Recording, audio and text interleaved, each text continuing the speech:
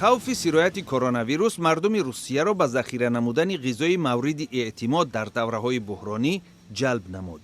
روز چهارشنبه پیدا نمودن مرجمک و یا به زبان روسی گریچکا در فروشگاه‌های مسکو تقریبا ناممکن شد و یا در حالت‌های استثنایی نوع‌های گرانترین آن باقی مانده بود.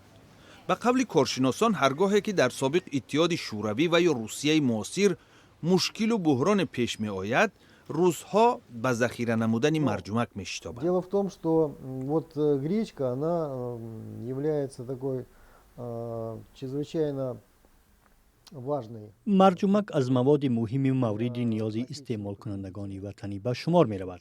هرگاهی که در بازار تهلکه پیدا می شود، مرجمک اولین قربانی آن است.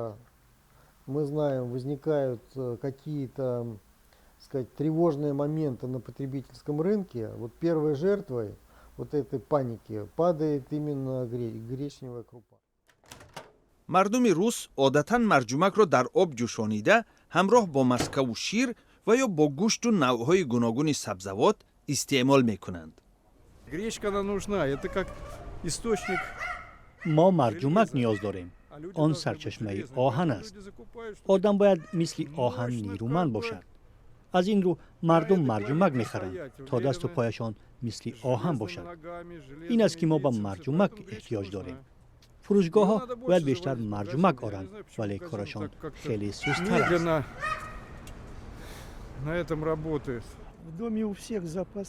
هر کس برای 1-2 هفته ذخیره دارد. ما نباید اسراف کاری کنیم. بعد همش پرتافته می شود. ما باید طبق نیازمندیمان خرید کنیم.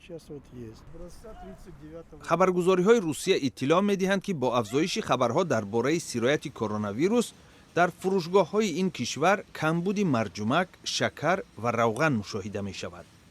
در روسیه تا روز چهارشنبه 147 حادثه گرفتاری با کرونا ویروس یا خود بیماری کووید 19 به قید گرفته شد که در مقایسه با کشورهای دیگر اروپایی کم است. روس‌ها در یک سال تخمیناً 440,000 تن مرجمک استعمال می‌کنند و کارشناسان می‌گویند دلیل برای نگرانی وجود ندارد. بر پایه آماری واقعی هیچ سبب برای تهلکه موجود نیست. ما سال روان طبق آماری رسمی 786,000 تن مرجمک جمع آوری کردیم. این مقدار مرجمک خیلی بیشتر از نیاز مردم روسیه است، ولی در دوره‌های نامعینی بسیاری‌ها کوشش می‌کنند که ذخیره کافی غذا در اختیار داشته باشند.